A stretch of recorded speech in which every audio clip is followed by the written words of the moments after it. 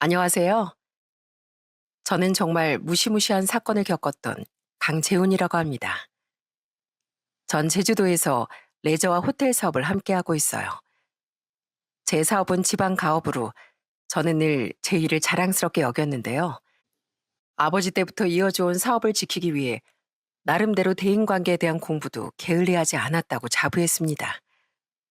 하지만 아직도 전 사람을 제대로 알기엔 인생 공부가 많이 부족했던 것 같아요. 언젠가 한번 저는 작정하고 제게 다가왔던 소름 돋는 인간을 미처 알아채지 못했었거든요. 그래도 다행히 전 한 귀인으로 인해 덫에 걸리기 직전 인생을 구해낼 수 있었답니다.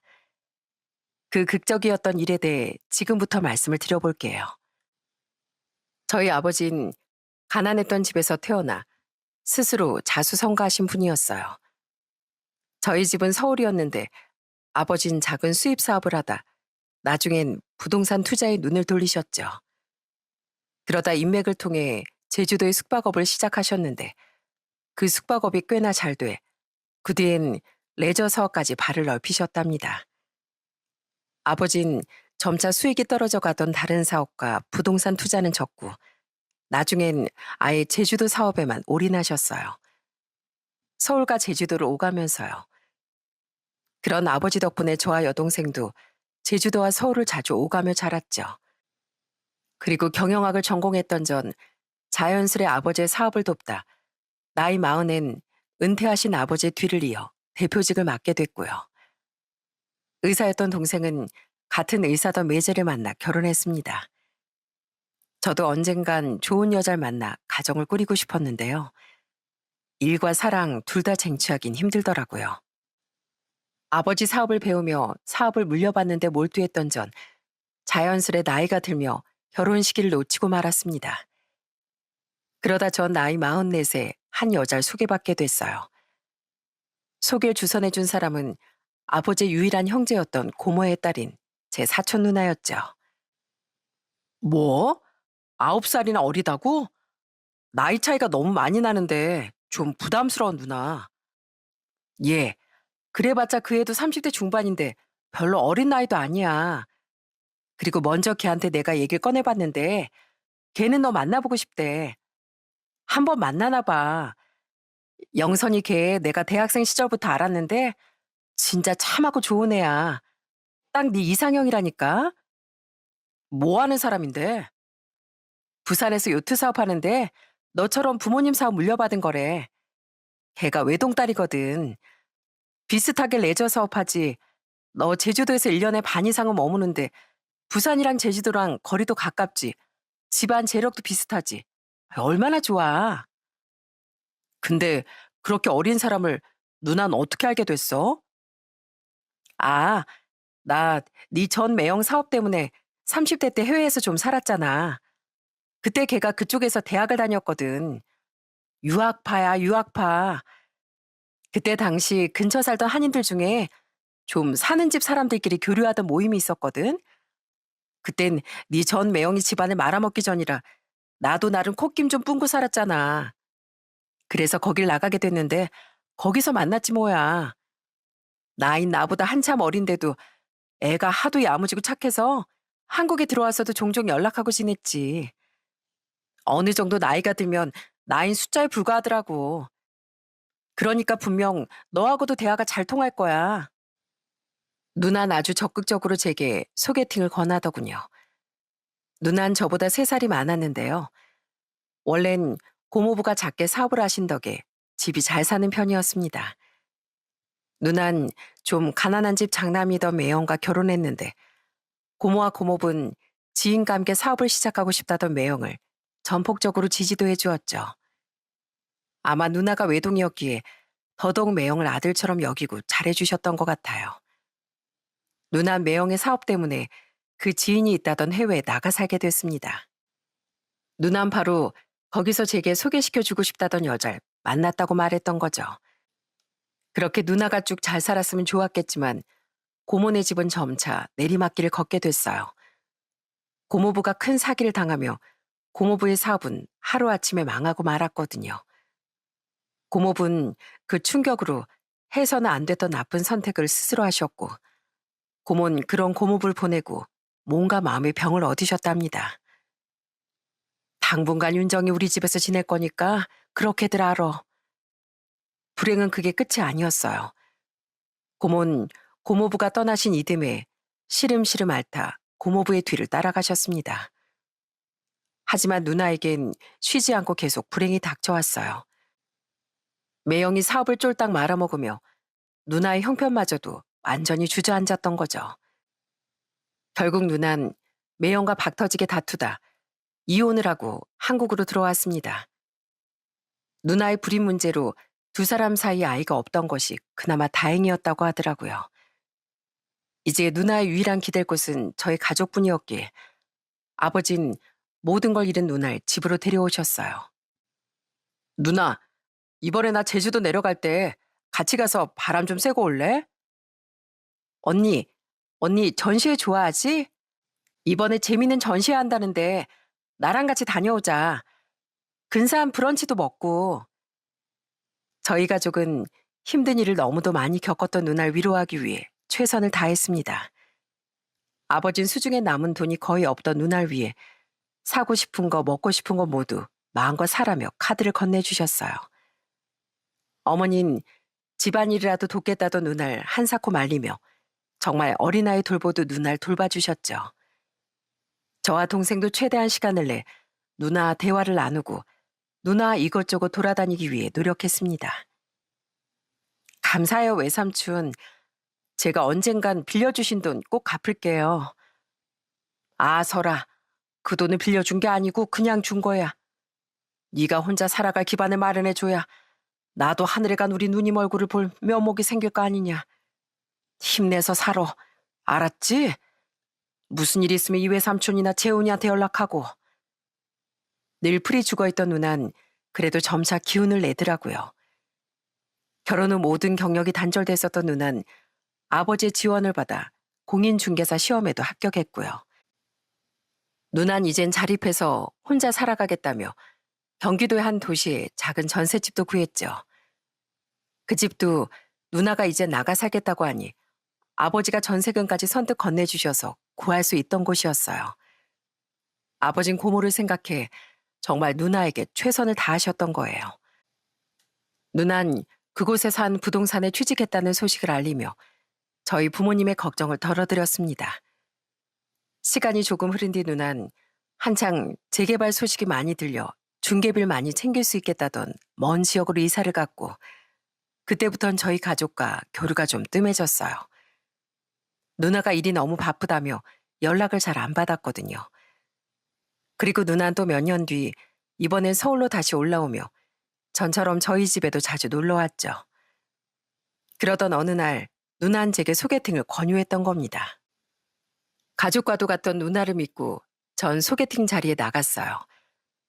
나이 차이가 많이 나는 것 같아 솔직히 큰 기대는 하지 않았죠. 그런데 막상 만나보니 누나 말대로 사람이 정말 괜찮고 대화도 잘 통하더라고요. 제가 원래 소개팅 이런 건 별로 안 좋아하는데요. 윤정연이 친척이라고 하니까 믿음이 가더라고요. 아시죠? 언니 정말 착한 거요. 이건 여담인데 언니랑 오랜만에 한국에서 연락이 닿았을 때 그 착한 언니가 너무 많은 불행을 겪었다는 걸 알고 정말 마음 아팠거든요. 그때 언니를 다시 일어설 수 있게 도와준 게 재훈 씨 가족이었다면서요? 정말 대단하고 멋지다고 생각해요. 그 얘기를 듣고 얼마나 마음이 따뜻한 사람일까 싶어서 바로 소개팅을 받겠다고 했던 거예요. 제 이상형이 가정적이고 마음 따뜻한 사람이거든요. 영선 씨는 외모도 고운 편이었지만 말투와 목소리가 정말 상냥하게 들렸습니다. 부잣집 외동딸에 저처럼 대표라고 들었는데 차림새도 정말 검소하더라고요. 게다가 서빙해주던 종업원 분들께도 꼬박꼬박 선생님하고 부르는 모습에 정말 예의 바른 사람이라고 생각했죠. 우린 서로 공통점이던 사업 이야기를 나누며 대화의 물꼬를 텄답니다. 그 뒤론 취미에 대해 이야기를 나누었는데 그 취미라는 것에 전 한 번 더 호감을 느꼈네요. 저 되게 재미없는 사람이에요. 운동도 잘 못하고 노는데도 소질이 없거든요. 그리고 제가 또 돈은 있는데 별로 쓸 줄도 몰라요. 부모님이 워낙 어릴 때부터 "사람은 검소해야 한다. 돈 무서운 줄 모르면 돈이 도망간다." 이렇게 주입식 교육을 시키셨거든요. 꾸미는 데는 젬병이라 명품에도 관심이 없고요. 그래서 그나마 찾은 취미가 물론 이런 걸 취미라고 하긴 뭐하지만 고아원 봉사 다니는 거예요. 고아원이요? 네. 기부도 하고 봉사도 가끔씩이나마 다녀요. 예전에 회사 대외적 이미지를 위해 고아원 봉사 행사를 한 적이 있었는데요. 그때 본 애들이 너무 눈에 밟히더라고요. 저 그렇게 희생적이고 착한 사람은 아닌데요. 한번 눈에 밟히니까 그냥 모른 척하기가 그래서 그 애들을 보면 전 얼마나 운이 좋은 사람이었는지 깨닫게 돼서 괜히 미안하기도 했고요. 너무 겸손하실 필요 없어요. 아무리 돈하고 시간이 있다고 해도 꾸준히 봉사랑 기부를 한다는 게 쉬운 일이 아닌데 정말 존경스럽네요. 아, 아니에요. 제가 아무래도 재훈 씨가 마음에 들어서 잘 보고 싶다 보니까 제 좋은 면만 부각시켰는데요. 저도 돈 쓸 땐 써요. 제가 맛있는 음식을 좋아해서 비싼 음식점엔 종종 가는 편이거든요. 열심히 산 만큼 스스로에 대한 보상도 중요한 법이거든요. 저도 맛있는 거 좋아해요. 저 다음엔 여기 부산 맛집 한번 데려가 주실래요? 그 다음엔 제가 제주도에 있는 좋은 레스토랑으로 모시겠습니다. 물론 영선 씨가 제주도로 절 만나러 와주신다면요. 너무 좋은데요? 저 방금 애프터 신청 받은 거 맞죠? 취미조차 선하면서도 인간미도 있었던 영선 씨가 정말 마음에 들었습니다. 서로의 직업도 집안 형편도 비슷했기에 혹시라도 조건 때문에 불편해질 일도 전혀 없었고요. 그렇게 우린 서서히 연인이 되었고 전 여자친구를 만나기 위해 전보다 제주도에 머무는 시간이 많아졌습니다. 아무래도 서울보단 제주도가 부산과 훨씬 가까웠으니까요. 전 제주도와 부산을 오가며 여자친구와의 데이트를 즐겼습니다. 주로 맛집을 돌아다녔지만 그렇다고 먹기만 한 건 아니었어요. 우린 제가 운영하던 호텔에서 함께 호캉스를 즐기기도 했고 제가 운영하던 레저 시설에서 함께 시간을 보내기도 했어요. 또 부산에서 여자친구 사업체 소유의 요트를 타기도 했고요. 대표님, 말씀하신 샴페인도 준비해놨습니다. 요트엔 선장을 포함해 여자친구 회사에 소속된 직원들도 3명 정도 함께 탑승했는데요. 부모님과 한 번씩 요트 타기를 즐긴다던 여자친구는 그 직원들과도 꽤 친해 보였어요. 요트에서 내릴 땐 대표 수발 들어주느라 고생했다며 저녁 식사비도 두둑이 챙겨주더라고요. 알지? 원래 입은 닫고 지갑은 잘 여는 대표가 최고잖아. 현장에서 일해주는 저런 분들 덕에 내가 오빠랑 맛집도 다니고 할 수 있는 건데 얼마나 감사해. 그러니까 더 잘해드려야지. 그런 여자친구가 정말 멋져 보였습니다. 또 한 번은 제가 여자친구 부모님께 식사 초대를 받기도 했어요. 긴장된 마음으로 여자친구의 부모님을 뵈러 갔던 날엔 너무 긴장돼 손에 땀이 흥건했습니다. 아버님과 악수를 하는데 너무 민망하더라고요. 원체 여자도 많이 만나보지 못했기에 사귀는 사람의 부모님을 뵙는 건 처음이었거든요. 게다가 진지하게 결혼까지 생각하고 있었으니 진짜 사업차 다른 회사 대표를 만나는 건 비교도 안 되게 떨렸죠. 그리고 그날 괜히 말도 많이 더듬고 젓가락을 떨어뜨리는 등 실수도 좀 했었는데요. 오히려 그 모습을 두 분은 좋게 봐주신 모양이었습니다. 그렇게 긴장한 걸 보니 우리 딸을 정말 많이 좋아하는 모양일세.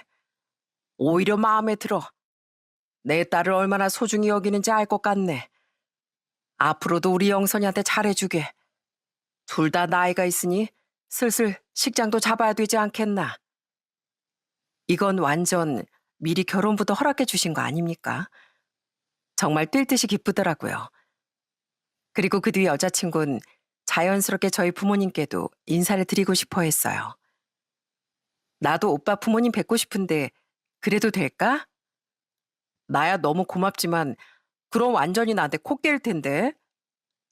우리 아빠 말씀 저번에 못 들었어? 슬슬 식장 잡으시라잖아. 나 빨리 오빠네 집안 며느리 되고 싶어서 인사 가겠다는 건데? 나 행복하게 해줄 거지? 평소에도 자연스럽게 함께하는 미래에 대한 이야기를 나눴던 우린 그렇게 자연스레 결혼까지 약속했습니다. 만난 지 1년 만의 일이었죠. 정말 너무 기쁘더라고요. 그리고 결혼을 약속한 여자친구를 소개시키고 싶다던 노총각 아들의 말을 듣고 부모님은 아주 한호성까지 실으며 환영하셨어요. 부모님은 부산에서 서울까지 인사로 온 여자친구를 위해 상다리가 휘어지도록 진수성찬을 차려주셨고요. 수수하고 단아했던 여자친구를 보는 내내 부모님의 입에선 흐뭇한 미소가 떠나지 않았죠. 이런 완벽한 아가씨 소개시켜준 윤정이가 귀인이구나. 윤정아, 정말 고맙다. 고맙긴요, 외숙모. 제가 이 집 식구들에게 받았던 은혜를 갚은 거죠. 그날은 제 여동생 내외뿐 아니라 사촌 누나도 함께 자리했는데요. 부모님은 누나에게 정말 고마워하셨습니다. 그리고 누난 저와 여자친구가 고마운 마음을 담아 선물이라도 하고 싶다는 걸 한사코 거절하더라고요. 말했잖아. 난 그냥 은혜 갚았다고 생각한다고. 그렇게 일일이 다 보답하고 선물하고 하려면 난 대체 너희 가족에게 얼마나 많은 보답을 해야 되니? 그런 누나에게 저와 여자친구, 그러니까 예비 아내는 기어고 식사 대접이라도 한 번 했습니다. 이후 우린 서울에 결혼식장을 잡았어요. 예비 아내는 빨리 가족이 되고 싶다며 웬만하면 결혼식을 빨리 올리고 싶어 했는데 마침 꽤 괜찮은 예식장에 빈자리가 났더라고요. 저희 집은 사업상 제주도 손님도 있었지만 집이 서울이었던 만큼 서울과 수도권에서 오실 분이 더 많았습니다. 하지만 집이 부산인 예비 처가의 손님들은 아무래도 부산에 많은 편이었어요. 그래서 결혼식장 위치를 고민했었는데 예비 처가에서 선뜻 양보를 해주시더라고요. 저희도 서울에서 오실 분들이 있긴 하니 서울에 사는 걸로 하시지요. 애들이 신혼집은 제주도에 구하기로 했다고 하니 그게 공평하지 않겠습니까? 저흰 괜찮습니다. 감사합니다. 대신 멀리서 오는 저희 손님들에게 그럴 예정이듯 사돈댁 손님들께도 저희 쪽에서 교통비를 전부 지원하겠습니다. 상견례 자리에서 예비 장인은 정중하게 양보 의사를 밝히셨어요. 그렇게 예식장도 잡고 제주도에 신혼집도 구하며 우린 행복한 결혼 준비를 이어갔죠. 그리고 예비 아내는 자신의 가장 친한 친구에게 축가를 부탁했어요. 축가? 나 노래 잘 못하는데. 야, 그래도 네가 해줘. 내 제일 친한 친구가 넌데 너 아니면 내가 누구한테 부탁하니? 예비 아내에겐 서연수라는 절친한 친구가 있었습니다. 전 예비 아내에게 일찌감치 연수 씨를 소개받았었어요. 연수 씨는 부산에서 평범하게 직장을 다니고 있었는데 어릴 적부터 집안끼리도 아는 사이였다고 하더라고요. 우린 초중고도 다 같이 나왔어. 내가 대학은 유학을 가면서 좀 떨어져 있긴 했는데 그래도 연락만은 정말 자주 주고받았거든. 연수만큼 날 잘하는 사람은 이 세상에 없을걸? 그러니까 앞으로 우리 연수한텐 질투나도 좀 참아. 알았지? 처음 연수 씨와 만났던 날 예비 아내는 연수 씨에 대한 칭찬을 늘어놨습니다. 착하고 정직하고 늘 자신을 위해주는 친구라면서요. 그래서 그 뒤 전 연수 씨를 한 번씩 만날 때마다 예비 아내의 남자친구이자 인생 선배로서 조언도 많이 해주고 잘해주려고 노력했습니다. 연수 씨, 이번에 서울 출장 간다고 했죠? 제가 날짜에 맞춰 좋은 호텔 예약해 드릴 테니까 거기서 편하게 지내세요. 서울에서 만날 친구 있으면 그 친구랑 맛있는 저녁도 드실 수 있게 제가 맛집도 예약해 드릴게요. 네? 아유, 아니에요. 괜찮아요. 에이, 저도 괜찮습니다. 우리 영선이 제일 친한 친구인데 제가 그 정도 대접도 못하겠어요? 거절하시면 저 서운합니다. 매번 정말 죄송해요, 재훈 씨. 네? 아, 죄송하긴요. 왜 항상 죄송하단 말을 하세요? 아, 그냥 재훈 씨가 매번 밥 사주고 술 사주고 다 해주시고 너무 잘해주시니까요. 전 지갑도 못 열게 하시면서. 연수신 그런 제게 늘 고맙고 죄송하다는 말을 하더라고요. 굉장히 머뭇대면서요. 예비 아내처럼 착해서 제게 대접받는 게 미안한가 보다 싶더라고요. 그렇게 시간이 흘러 대망의 결혼식 날이 됐습니다. 저는 식장 입구 앞에 서서 하객분들께 인사하기 바빴어요. 생각보다 예비 처가족 하객은 그렇게 많지 않았는데 저희 쪽 손님들이 정말 많이 오셨거든요. 야, 재훈이 너 이 녀석 드디어 장가 가는구나. 나 기억나지? 네 아버지 친구 순영이 아저씨. 아, 그럼요, 기억하죠. 아저씨는 여전히 정정하시네요. 아직 60대라고 하셔도 믿겠어요. 와주셔서 정말 감사합니다. 그렇게 하객분들께 인사를 드리던 전 예비 아내가 있던 신부 대기실로 향했습니다. 그냥 예비 아내가 하객들을 잘 맞이하고 있는지 목이라도 마르진 않은지 싶어서요. 실은 그냥 웨딩드레스를 입은 예비 아내의 모습을 한 번 더 보고 싶어서였죠. 단단히 콩깍지가 씌었던 때라 드레스를 입은 모습이 너무 예뻤거든요. 어? 누나, 마침 와 있었네.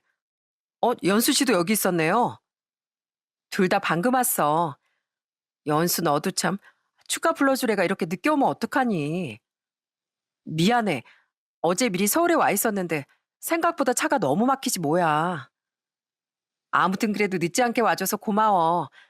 마침 잘 됐다. 둘이 인사시켜 줄게. 언니, 얜 저랑 제일 친한 친구 연수예요. 제가 몇 번 말했었죠? 연수야, 여긴 윤정이 언니라고. 내가 말했던 그 언니. 왜 재훈이 오빠랑 나랑 이어줬다던 은인. 그곳에 마침 연수 씨와 사촌 누나가 도착해 있더군요. 예비 아내 마침 잘 됐다며 두 사람을 인사시켰습니다. 누나는 아주 반갑게 연수 씨에게 인사했어요. 그런데 왜인지 연수 씨의 표정은 굉장히 어두워 보이더라고요.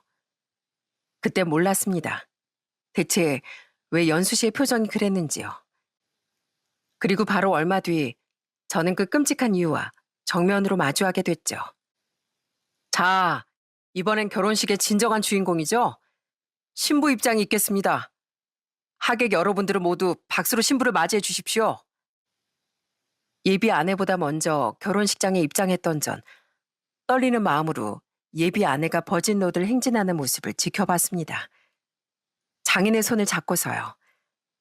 제게 한 걸음 한 걸음 다가오는 그 걸음만큼 제 떨림과 행복도 커져갔죠. 그토록 오래 혼자였던 시간을 지나 드디어 제가 한 가정의 가장이 되다니 정말 꿈만 같더라고요. 하지만 그랬던 제 행복은 순식간에 산산조각이 나고 말았습니다.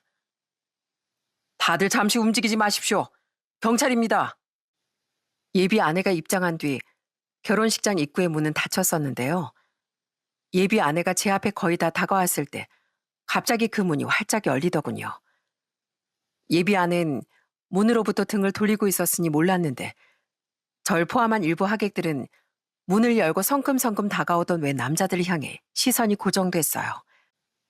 그리고 사람들이 서서히 수근거리무려 이상함을 눈치챈 식장 관계자가 음악을 중지하며 곧바로 한 남자의 목소리가 울려 퍼지더라고요.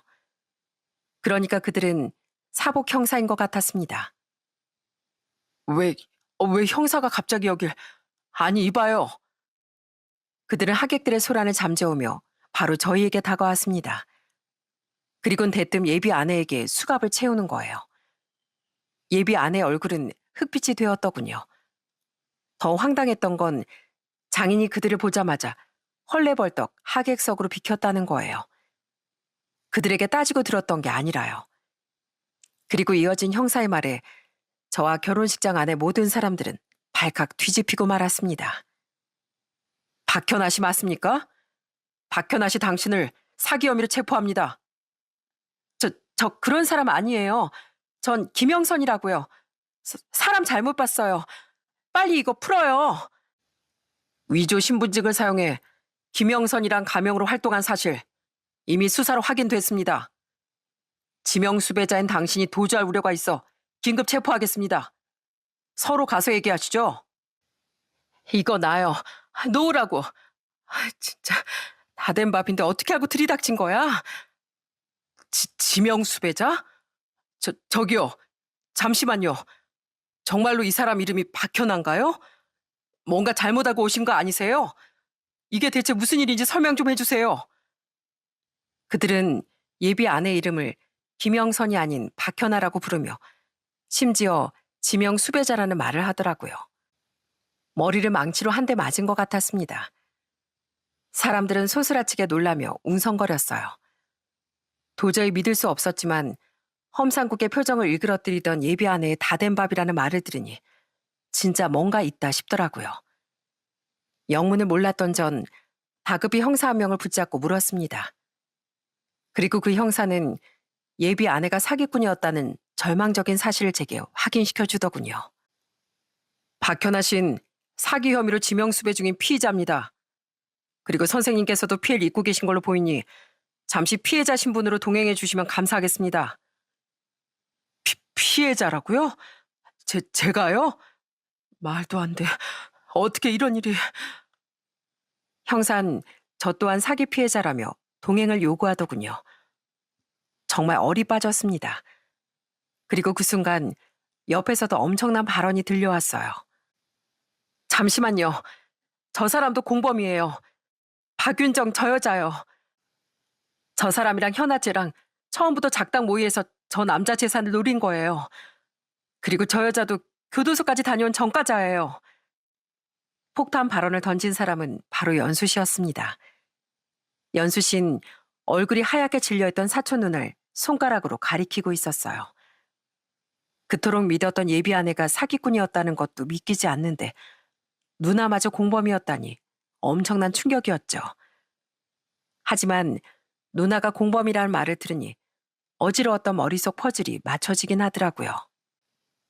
그리고 순식간에 모든 사람의 시선을 받은 누난 바로 도주를 시도했습니다. 아! 이거 나요 외삼촌. 놓으라고요. 하지만 누난 저보다 더 경악하고 있던 저희 부모님 손에 곧장 붙잡히고 말았어요. 아버진 충격이 가시지 않은 표정으로 눈물을 흘리며 누나를 향해 소리쳤죠. 윤정이 너 정말 네가 이 일에 관련되어 있는 거야? 이게 대체 무슨... 우선 놓고 얘기하라고요 좀. 아! 발악하기 바빴던 누난 아버지의 손등까지 꽉 꿰물고 다시 도망치려고 하더군요. 그 모습 자체가 누나가 죄를 저질렀다는 증거 아니겠습니까? 그런 누난 얼마 못 가 식장 문 앞을 지키고 있던 다른 경찰의 손에 붙잡히고 말았죠. 난 아무것도 모른다고요. 나도 저 여자가 사기꾼인 거 몰랐다니까요.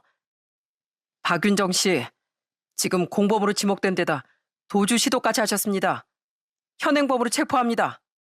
서로 가서 조사 임해 주셔야겠어요. 결국 누난 공범으로 의심되어 현행범으로 체포되었어요. 그때 만약 누나가 도주를 시도하지 않았더라면 단순한 임의 동행이 될 수도 있었다더군요. 누난 도주를 시도함으로써 자신의 죄를 인정했던, 그러니까 자기 발로 자기 무덤을 팠던 겁니다. 그리고 마지막으로 형사는 연수 씨에게도 동행을 요청했어요. 박윤정 씨에 대해 말씀해 주신 내용이 굉장히 중요합니다. 경찰서로 함께 가셔서 진술해 주실 수 있겠습니까? 네, 그럴게요. 야, 서연수. 설마 너야? 네가 나 신고한 거야? 아니지? 아니라고 해, 빨리. 네가 나한테 그러면 안 되는 거잖아. 그때 예비 아내는 뒤를 돌아보며 연수 씨에게 악을 쓰더라고요. 엄청난 배신감이 서린 얼굴로요. 그리고 연수 씨 입에선 정말 충격적인 대답이 흘러나왔죠. 나 맞아. 내가 너 신고했어. 더는 네가 또 죄를 저지르는 꼴을 두고만 볼 수 없었어. 야, 네가 어떻게... 내가 유일하게 믿는 사람은 너 하나인데 네가 어떻게 나한테 그럴 수가 있어? 예비 아내를 신고했던 건 바로 연수 씨였던 겁니다. 대체 상황이 어떻게 돌아가고 있는 건지 머리가 어지럽더라고요. 형사들은 우선 발악하던 예비 아내와 누나를 끌고 나갔어요. 연수 씨는 조용히 그 뒤를 따랐고 전 식장에 남았죠. 정신이 없었지만 그 와중에도 저마저 자리를 바로 떠나면 뒷일은 저희 부모님이 다 수습하셔야 된다는 걱정이 들더라고요. 그래서 잠시 뒤 직접 경찰서로 향하겠다고 말한 뒤 자리를 지켰던 거예요. 이게 어찌 된 일이냐 대체. 이 영선이 걔가 아니지. 뭐라고? 박현아요. 그래, 박현아 걔가 사기꾼이었다고? 아이고 조상님. 아니 걔 부모는 대체 어디 갔어? 설마 그 인간들도 다 사기꾼이었던 거야? 부모님은 뒷목을 잡고 쓰러지기 일보 직전이었습니다. 동생과 매제가 그런 두 분을 부축하고 있었고요. 아버지 말을 듣고 황급히 장인 장모였던 사람들을 찾아보니 이미 그들은 사라지고 없더라고요. 그리고 전 똑똑히 들었습니다. 예비 아내 쪽 하객들이 웅성거리던 소리를요. 이게 뭐예요 대체? 우리 하객 알바한 거 일당은 받을 수 있는 거예요? 그러게요. 근데 다른 사람들도 다 알바인가 봐요. 다들 일단 걱정하고 있는 것 같은데요. 우리 똥 밟은 것 같아요. 그러니까 예비 아내 쪽 하객은 모두 하객 알바였던 겁니다. 물론 모두인지 일부인지 모르겠지만 사기꾼들이 뭐 진짜 지인을 불렀겠습니까? 정말 갈수록 충격과 동시에 배신감이 치밀어 올랐죠. 전 우선 먼 길을 와주신 하객분들께 일일이 죄송하다는 말과 함께 허리 숙여 사과를 드렸습니다. 대부분 저와 저희 부모님을 위로해 주셨지만 그럴수록 저희 가족과 전 차마 고개를 못 들었습니다. 망신도 이런 망신이 없었으니까요. 그렇게 식장을 잘 정리한 뒤 전 경찰서에 가서 진술을 마쳤답니다. 그때 알게 된 사실인데 예비 아내가 무려 정가 사범이었다고 하더라고요. 박현아 씨는 그동안 똑같은 수법으로 사기를 쳐서 남자들 돈을 갈취한 무서운 여자예요. 이번엔 요트 사업을 한다고 했다고요? 어쩜 그렇게 레파토리도 비슷한지. 전에도 요트 사업을 한다고도 하고 또 골프 사업을 한다고도 했었다네요. 또 한 번 뭐라더라? 자기가 중견교 회장 딸이라고도 했대요. 공통점은 박현아 그 여자가 자길 부잣집 외동딸이라고 말하고 다녔다는 거고요. 그때마다 위조 신분증을 만들어서 가면까지 써서요. 그럼 이번에도 저 말고 다른 남자한테 이미 또 사기를 쳐서 지명수배 중이었던 거예요? 네. 마지막으로 교도소에서 나온 뒤로 무슨 요식업 사업을 크게 하던 남자한테 접근해서 돈을 뜯어냈나 봐요. 임신을 했다고 했다나? 사업상 급하게 현금이 필요하다고 했다나? 기억이 안 나네. 아무튼 그리고는 잠적해서 도통 찾을 수가 없었는데 설마 자기 고향으로 돌아가 있었을 줄은 몰랐네요. 등잔 밑이 어둡다고 해야 하나? 제보가 늦기 전에 들어와 다행이었죠. 안 그랬으면 피해자가 한 명 더 나올 뻔했잖아요. 전 한순간에 세상에서 제일 행복한 새신랑에서 피해자로 전락했습니다. 그 충격을 안고 경찰서 나오자 이미 진술을 마쳤던 연수 씨가 절 기다리고 있더라고요. 연수 씨는 덤덤한 표정으로 제게 잠시 이야기를 나누자고 말했어요. 그렇게 향하게 된 카페에서 저는 모든 사건의 전말을 들을 수 있었답니다. 죄송해요, 재훈 씨. 제가 진즉 모든 진실을 밝혔어야 했는데 너무 늦었죠? 그동안 제가 왜 그렇게 죄송하단 말을 했었는지 이제 아셨겠네요. 그동안 저 재훈 씨 보면서 죄책감 때문에 많이 힘들었어요. 도대체 어디서부터 거짓말입니까? 영선이, 아니 박현아 그 여자 부모님이라는 사람들은 지금 제 전화도 안 받아요. 부모끼리 친하다는 말도 다 거짓말인가요? 네, 그 사람들 오늘 결혼식장에 온 하객 알바들처럼 현아가 돈 주고 고용한 알바들이에요. 아까 형사님께 그 사람들 휴대폰 번호 넘기셨다고 했죠? 아마 그 사람들은 잡히면 처벌을 피하지 못할 거예요. 한 번이 아니라 너무 적극적으로 사기에 가담했으니까요. 예전에 현아랑 같이 요트 탄 적 있다고 했죠? 그 사람들한테도 현아 걔가 미리 돈을 주고 대표 대접 좀 해달라고 부탁했다고 하더라고요. 그리고 실은 저랑 현아는 고아원에서 함께 자란 사이예요. 고아원이요? 네. 우린 둘 다 부모님이 없었고 원장 선생님도 무서워서 서로 많이 의지하고 지냈거든요. 저희 고아원은 동갑내기가 우리 둘뿐이었어요. 근데 애가 언제부턴가 자꾸 사기를 치고 다니는 거예요. 쉽게 번 돈에 완전 눈이 멀었던 거죠. 그래도 제 가장 친한 친구였으니까 전 현아가 교도소에 가면 옥바라지도 해주면서 현아를 챙겼어요. 출소하면 제발 정신 차리고 제대로 좀 살라고 도와주겠다고 설득도 하고 화도 내면서요. 그런데 매번 이번엔 정말 개과천선하겠다고 말해놓고선 다시 또 잘못을 반복하더라고요. 연수 씨와 예비 아내는 고아원에서 함께 자란 사이였다더군요. 연수 씨는 예비 아내를 차마 포기하지 못하고 사람을 만들려고 애썼다고 해요. 그런데도 자꾸만 잘못을 반복하던 예비 아내를 보면서 더는 두고만 볼 수는 없다고 생각했다고 하더라고요. 게다가 저한테 너무 잘해주던 재훈 씨를 보니까 더더욱 이건 아니라는 생각이 들었어요. 그래도 차마 절 철석같이 믿고 있던 친구를 제 손으로 신고하기 망설여졌는데요. 그래서 끊임없이 갈등하다가 결혼식 직전에야 용기를 냈던 거예요. 여기서 진짜 멈추지 않으면 안 되겠다 싶어서 제가 결국 현아를 제 손으로 신고했어요. 예비 아내는, 아니 절 속이려 들었던 그 여잔 결국 자신이 유일하게 믿고 의지하던 친구에게 뒤통수를 맞은 거더군요. 그리고 연수 씨는 저와 저희 가족이 미처 몰랐던 사촌 누나의 실체도 말해주었어요. 재훈 씨 사촌 누나랑 현아 교도소에서 만난 사이래요. 교도소요? 네, 모르셨죠? 박윤정 그 여자 부동산 투자 사기로 고소당해서 몇 개월 정도 실형을 살았거든요. 그때 둘이 같은 감방을 쓰면서 친해졌나 보더라고요. 나가서도 연락하고 만날 정도로요. 근데 어느 날엔 그 여자가 현아한테 자기 사촌 동생 좀 꼬셔서 같이 재산을 뜯어내자고 했대요. 그게 바로 재훈 씨였던 거예요. 재훈 씨, 그 사람이 요구하던 돈 안 빌려준 적 있죠? 그걸로 앙심을 품었었대요.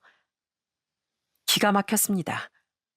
그러니까 연수 씨 말에 의하면 누난 재개발 이슈를 듣고 지방으로 내려갔던 게 아니라 한 사기꾼 무리와 작당을 하고 부동산 사기를 치러 떠났던 거더군요. 그때부터 나쁜 길로 접어들기 시작한 거죠. 하지만 덜미가 잡혀 실형을 받았고 그때가 바로 저희 가족과 연락이 가장 뜸해진 시기였던 거예요. 그리고 출소한 뒤 누난 서울로 돌아와 유부남들을 등쳐먹으며 살았다고 하더군요. 다시 부동산에 취직한 게 아니었다고요? 네, 분명히 현아가 그랬어요. 그 사람 유부남들 꼬셔서 만나고 증거를 남겨서 집에 알리겠다고 으름장을 놓은 뒤에 돈을 갈취했다고요. 그리고 그 돈으로 뭔지 모르겠는데 무슨 불법 사업을 벌였다나 봐요. 근데 그게 매번 적자만 나니까 재훈 씨한테 손을 벌렸다고 해요. 맞나요? 저한테 돈을 빌렸던 거 맞아요. 합해서 한 6천만 원 정도요. 무슨 좋은 땅이 있는데 투자하려니까 돈이 모자란다고 좀 도와달라고 해서 빌려줬는데 돈을 갚진 않고 갈수록 더 돈을 부탁하더라고요. 가까운 사이였으니까 이유를 의심하진 않았는데 그때부터 돈 거래는 하지 않겠다고 못을 박았거든요. 전처럼 누나가 당장 도움이 필요한 상황도 아닌데 갚지도 못할 돈을 계속 빌리고 빌려주는 건 옳지 못하다고 생각했거든요. 그때 누난 저한테 자기가 생각이 짧았다고 미안하다고 말했었는데 그걸로 앙심을 품었었다고요? 네, 그랬대요. 결국 그 사업은 망하게 됐는데 그 원망의 화살을 재훈 씨한테 돌렸던 것 같아요. 그래서 현아를 꼬셔서 재훈 씨네 집 재산을 잔뜩 빼돌릴 계획을 세웠던 거예요. 어떻게 누나가 우리 가족이 자기한테 얼마나 잘해줬는데. 누나의 엄청난 실체에 억장이 무너지더군요. 박현아 그 여자에게보다 누나에 대한 배신감이 더 컸습니다. 그리고 큰 충격을 받았던 제게 연수신 울먹이며 사과했어요. 죄송해요, 재훈 씨. 다 제가 미리 진실을 알렸으면 일을 이렇게 크게 만들진 않았을 수도 있는데 일찍 진실을 알리지도 못하고 가장 친한 친구를 제 손으로 신고하는 배신까지 저지르고 전 정말 최악이에요. 아니에요, 연수 씨. 그런 말 하지 마세요. 연수 씨 덕에 제 인생을 구할 수 있었던 거예요. 그리고 연수 씨는 절대 배신자가 아니에요. 오히려 유일하게 그 여자를 위해준 진짜 친구라고요. 무작정 감싸기만 하는 게 아니라 때론 냉정한 선택을 내리는 게 정답일 때도 있어요. 그러니까 자책하지 마세요. 이유 전 지명 수배범이었기에 바로 구치소에 수감됐던 전 예비안을 면회하러 갔습니다. 그때 그 여잔 제게 가증스러운 눈물을 보이더군요. 오빠, 만나러 와줬구나. 고마워, 오빠. 오빠가 나 사기로 고소한 그 자식 만나서 설득 좀 해주면 안 돼? 나 그놈한테 뜯어낸 돈 벌써 다 써서 돌려주지도 못한단 말이야.